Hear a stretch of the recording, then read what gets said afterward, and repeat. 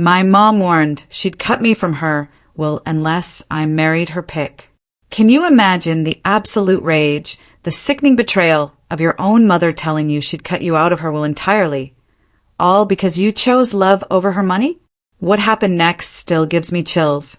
For as long as I can remember, my mother, Ranata, controlled everything with money. I mean everything. She inherited this huge fortune from my grandfather, and honestly, she used it like a weapon her entire life. It dictated where we lived, only neighborhoods that impressed her friends. It dictated our schools, only where the right children went. It dictated our careers, only what sounded prestigious at dinner parties. Every single major decision in my life had to pass her approval, or I'd face serious financial consequences. Growing up, I didn't even realize how messed up this was. I genuinely thought all mothers held money over their kids' heads. I thought phrases like, "You'll get nothing when I die," were just normal family banter. I actually thought love and inheritance were the same thing. By the time I finally understood how twisted it all was, I was already so deep into trying to earn her conditional approval. I became a lawyer because she wanted a lawyer in the family. I dated guys she approved of because she literally threatened to stop paying my student loans if I didn't. I went to events I hated, smiled at people I couldn't stand, all because she constantly reminded me that my future comfort depended on staying in her good graces. It was exhausting. My younger brother, Juliet, figured out the game way faster than I did. He rebelled at 17, and by 18, he'd moved across the country. My mother cut him off completely. She told everyone he was dead to her. She changed her will publicly, made sure the whole family knew he'd get nothing.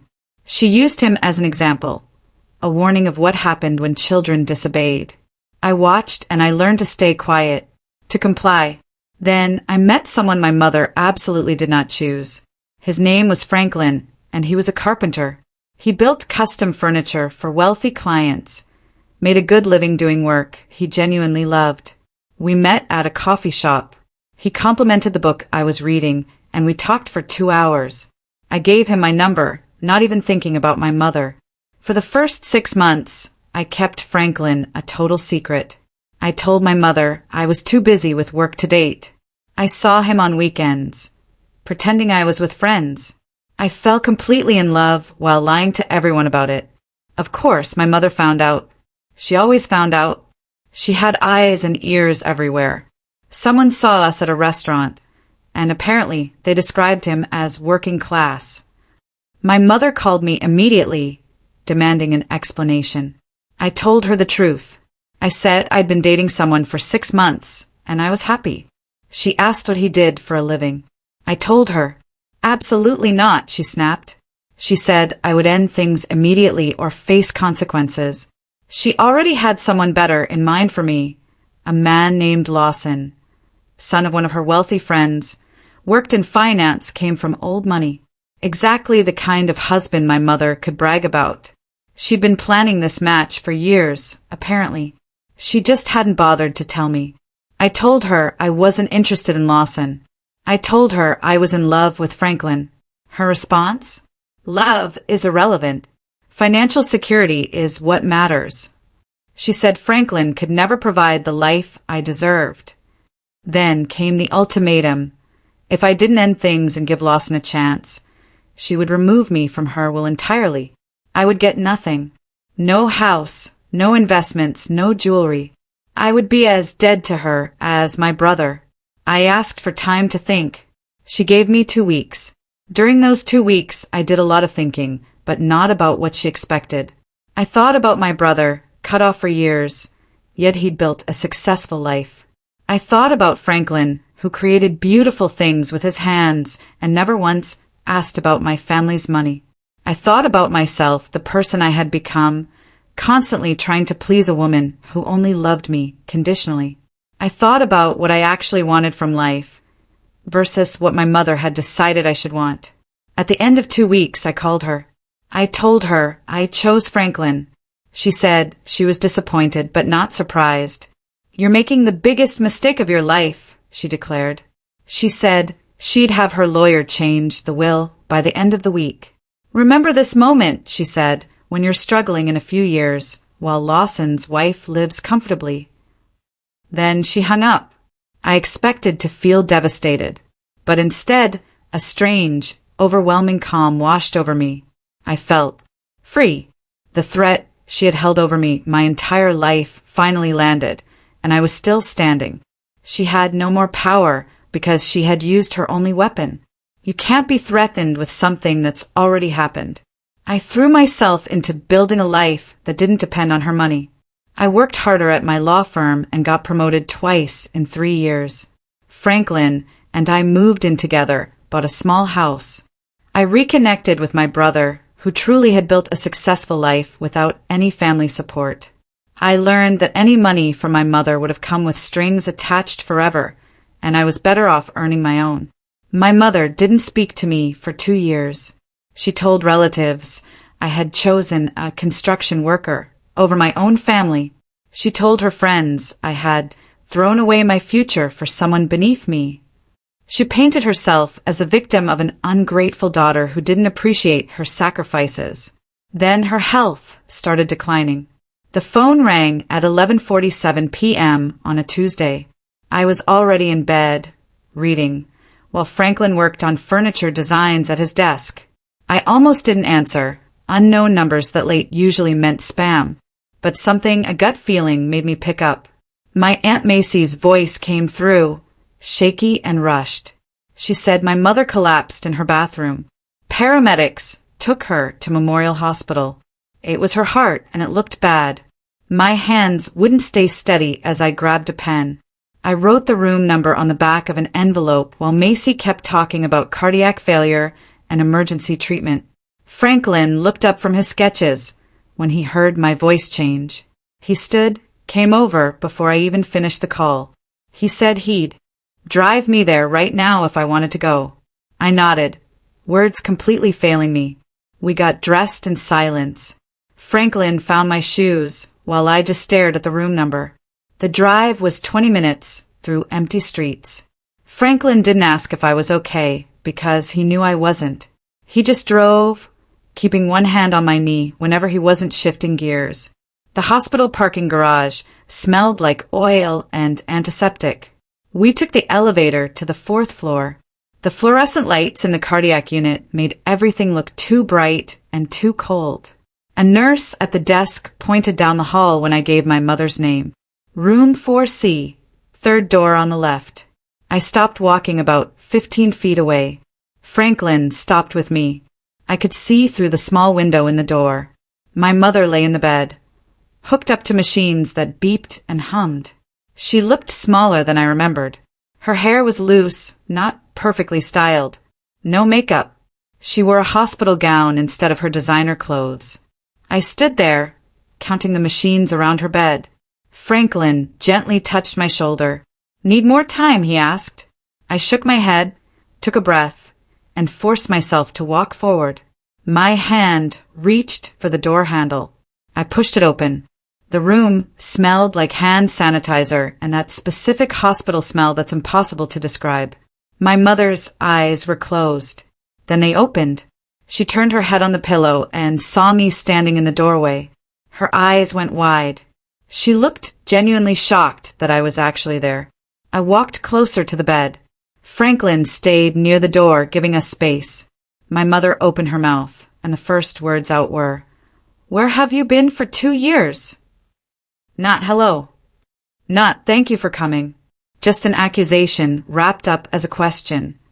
Like she hadn't been the one who cut me off completely.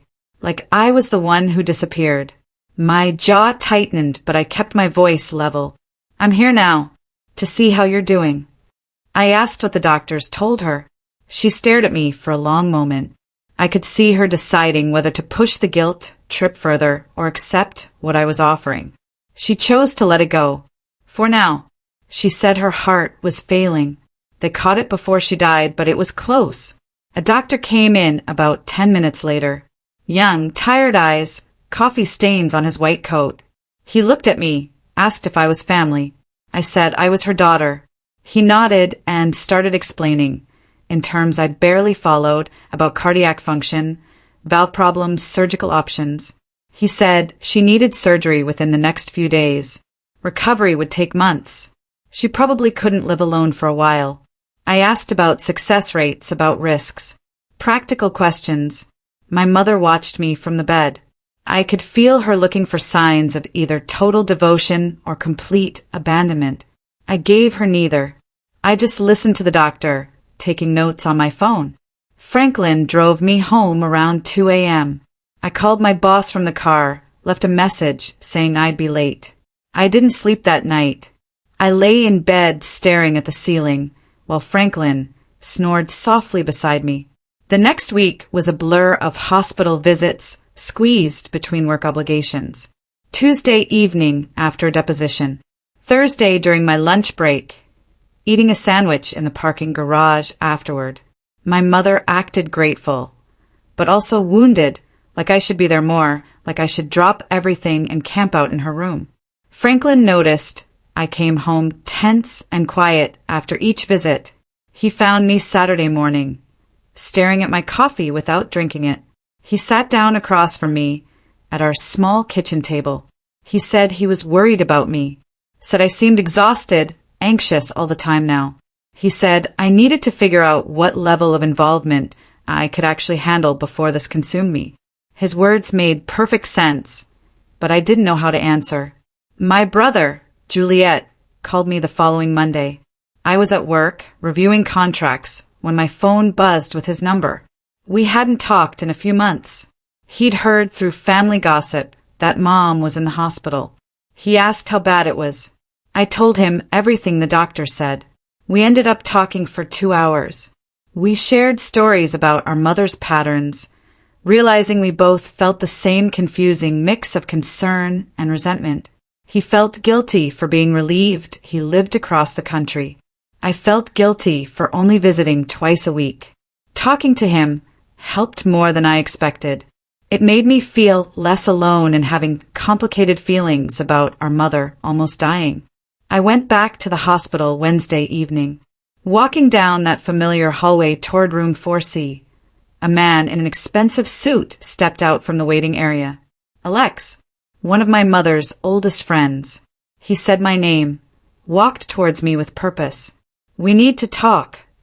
He backed me into a corner near the vending machines. You need to forgive and forget, he said. Family is everything. Your mother is sick and scared. This is your chance to fix your relationship. Blood is thicker than water. You're being stubborn. I kept my voice polite but firm. You don't know the full story, Alex. I'm doing what I can manage. This is between my mother and me. He looked disappointed, like he expected me to break down and promise to be the perfect daughter. I just walked past him to my mother's room. She was sitting up in bed, picking at a dinner tray. I pulled a chair close, asked how she was feeling. She said she was tired. The surgery was scheduled for Friday morning.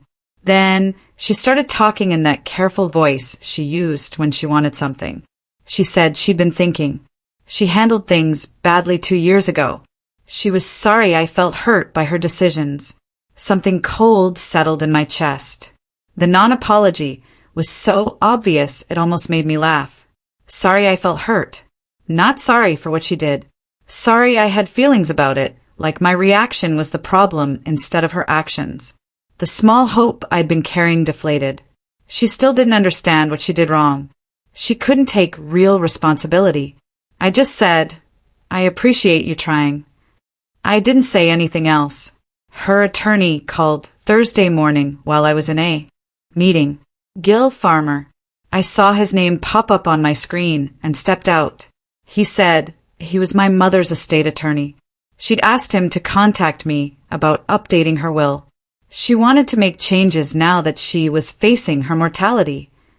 Anger rose hot and sharp. Even from a hospital bed, facing surgery, she was using her will as a tool. She couldn't just be sick. She couldn't just let me help without turning it into a transaction. I told Gil I didn't want to discuss her will while she was sick. I said it felt wrong to talk about inheritance when she might die on an operating table. He said he understood, but he was following her instructions. I hung up and stood in the hallway, trying to breathe normally. Work got harder to focus on. I'd sit in client meetings and realize I hadn't heard the last 5 minutes of conversation. I'd reread the same paragraph 4 times. My boss noticed during an important meeting with a potential client. I blanked on a simple question about a timeline. She covered for me smoothly, but pulled me aside afterward. She asked if everything was okay. I said I had some family stuff. She said to let her know if I needed time off. I realized I needed to set clearer boundaries before this crisis ate my whole life. I couldn't be the daughter my mother wanted and also be the lawyer my firm needed. I had to choose what I could actually give and accept that it wouldn't be enough for everyone. I came home that evening. Franklin was in the kitchen, making dinner. He asked how my day was. Fine, I snapped. He mentioned he'd picked up groceries, noticed we were low on coffee. I snapped at him about leaving the bags on the counter instead of putting things away immediately. He stopped chopping vegetables. He just looked at me. The kitchen got quiet, except for something simmering on the stove. He said I'd been on edge for days and he was worried. I told him I was handling it. He put down the knife. No, you're not handling it, he said, his voice soft but firm. You're letting it consume you. Your mother spent years controlling you with money, and now she's controlling you with guilt. And you're letting it happen all over again. He said he worried I was losing myself trying to be the perfect daughter for someone who never treated me well. His words landed hard, because they were true. I'd been so focused on doing the right thing that I forgot to protect myself from falling back into old patterns. I apologized for snapping.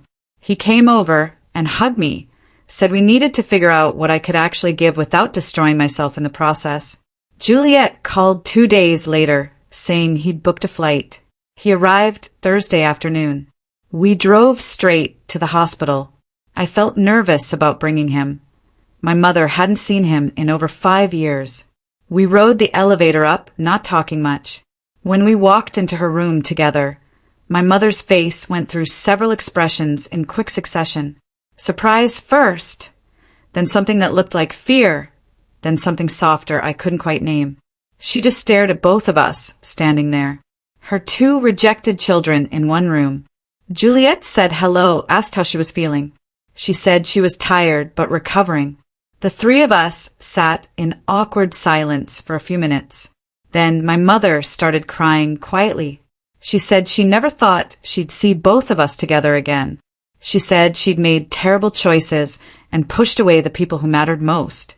Juliet and I exchanged glances. It wasn't a full apology, but it was closer than anything she'd said before. We stayed for an hour, talked about neutral things like the weather and hospital food. When we left, Juliet said, "That was harder than I expected, but also better somehow." My Aunt Macy caught me in the hospital parking lot the next day. She'd been visiting my mother and saw me walking to my car. She asked if we could talk for a minute. We sat on a bench outside the main entrance. Macy said my mother had been talking to her about how lonely the past 2 years had been. She said my mother missed me and Juliet more than she'd ever admit to us directly. She said her mother was too proud to say she was wrong, but clearly felt bad about losing her children over money and control. Macy said she'd watched my mother look at old photos and cry when she thought no one was watching. Something shifted in my chest. It wasn't forgiveness, not exactly, but it was understanding. Understanding that my mother was suffering too. Macy said she wasn't making excuses for what my mother did. Just wanted me to know that my mother did have regrets, even if she couldn't say it properly. I thanked Macy for telling me. She hugged me and said family was complicated, but worth fighting for when possible. 3 days after her surgery, my mother had a setback. Her heart rate dropped. Monitors started beeping like crazy. Nurses rushed in, pushed me out of the room. I stood in the hallway, watching through the window as they worked on her. A doctor came out 20 minutes later. She'd stabilized, but it had been close.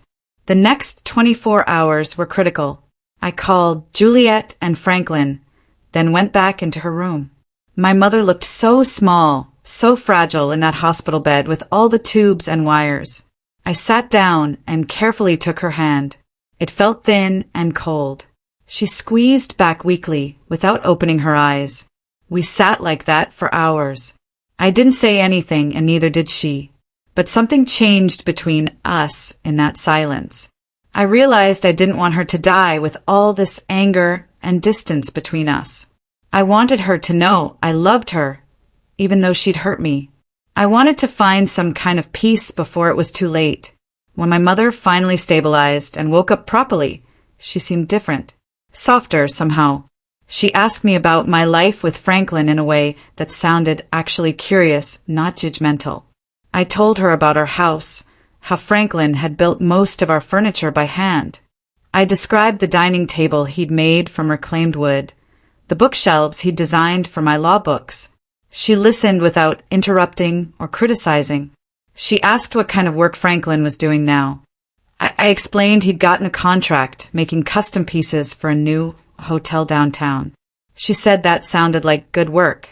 The conversation felt strange and fragile, like we were both trying hard not to break whatever small connection we'd found. I left that day feeling something I hadn't felt about my mother in years. Hope, maybe. Or at least possibility. The next week, I ran into my mother's nurse, Catherine, in the hallway. Catherine stopped me. She said she wanted to tell me something. She said my mother talked about me all the time. She said there was a photo of me on the bedside table that my mother looked at constantly. I was surprised. My mother never showed that kind of open affection. Catherine said my mother had mentioned several times how much she missed having me in her life. She seemed to regret a lot of her past choices. I thanked Catherine for telling me. It made me wonder if being sick had finally changed my mother's view on what actually mattered. Maybe facing death made her realize that money and control meant nothing compared to having people who loved you. 2 weeks after the surgery, my mother asked if we could talk seriously. I pulled my chair close to her bed. She said she'd been thinking a lot while lying there recovering. She said she was wrong to try and control my life.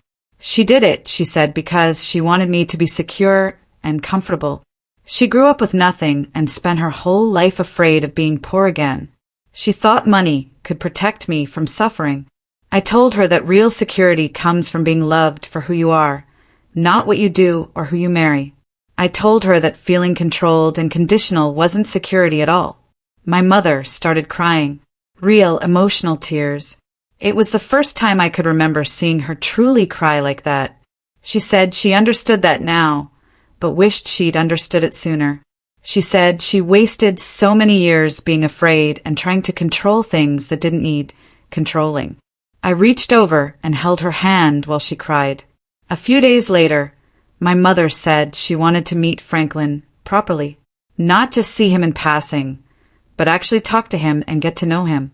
I felt nervous, but agreed. I brought Franklin to the hospital that weekend.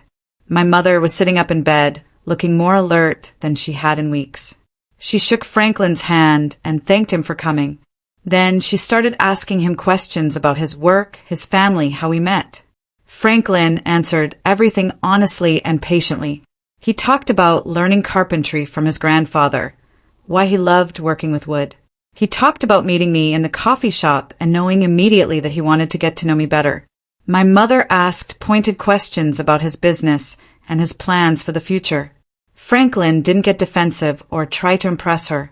He just told the truth about loving his work and loving me, and building a good life together.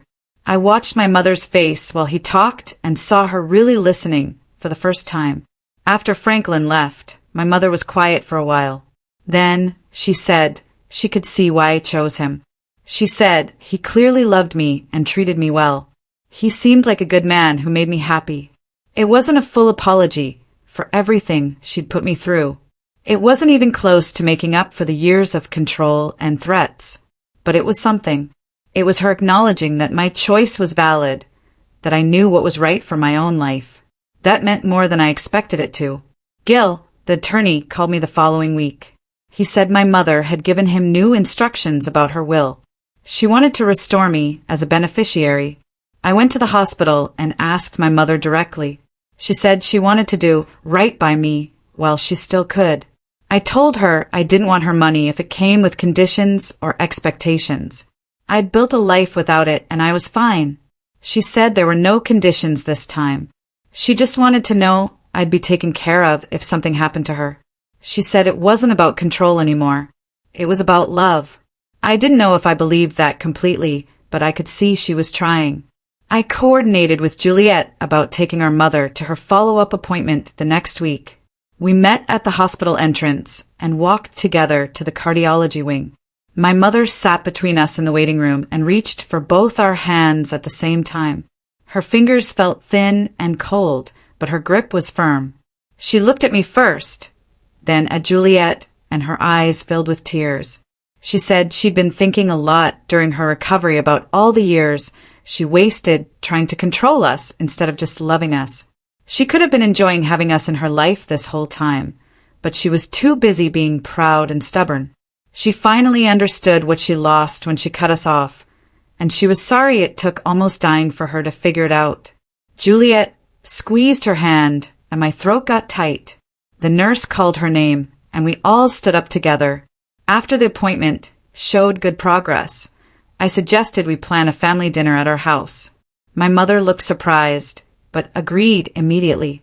Franklin and I spent the weekend getting ready. He cleaned the house while I cooked, and we both felt nervous about having my mother in our space for the first time. Juliet arrived first with a bottle of wine. Then Aunt Macy showed up with flowers. Finally, my mother came, carrying a store-bought dessert. I watched her walk through our small living room, looking at everything. She stopped at the dining table Franklin had built and ran her hand across the smooth wood surface. She asked Franklin how long it took to make, and he explained the process of selecting the wood and joining the pieces. She listened carefully. "It's beautiful work," she said. "I can tell you put real care into it." Franklin looked pleased and a little shocked. We sat down to eat, and the conversation stayed light at first. Macy told stories about family members. Juliet talked about his work.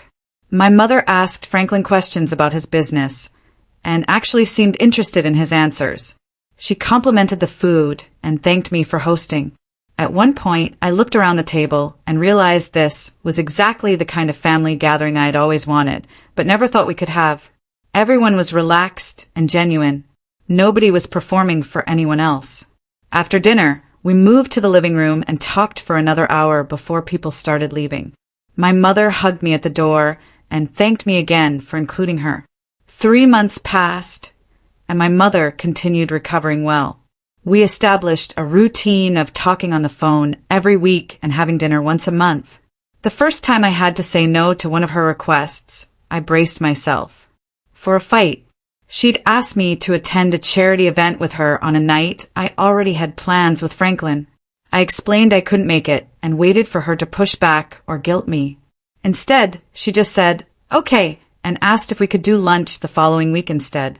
That moment proved to me she was actually capable of respecting boundaries when she chose to. Our relationship wasn't perfect and probably never would be. She still made comments sometimes that showed her old way of thinking. But when I called her on it, she apologized and tried to do better. She asked about Franklin's work and remembered details from our conversations. She reached out to Juliet regularly, made an effort to repair that relationship, too. The change wasn't dramatic or complete, but it was real and consistent. I started to believe this new version of our relationship might actually last. I sat in our living room one evening with Franklin, looking through photos on my phone from the family dinner. He pointed at one of my mother laughing at something Juliet said and mentioned how different she looked compared to the stern woman in the hospital months ago. I scrolled through more pictures and realized something important. I'd spent years thinking the only way to win with my mother was to either submit completely or cut her off entirely. But I'd found a third option that I never knew existed. I got my family back, but on terms that felt honest and healthy instead of manipulative and conditional. My mother would never be the warm, unconditionally loving parent I wished I'd had growing up. She would always have that controlling streak and that need to manage situations, but she was trying now in ways she never did before. And that effort meant something real. I'd learned that sometimes good enough is actually enough, and that imperfect relationships can still be valuable if both people are willing to work at them.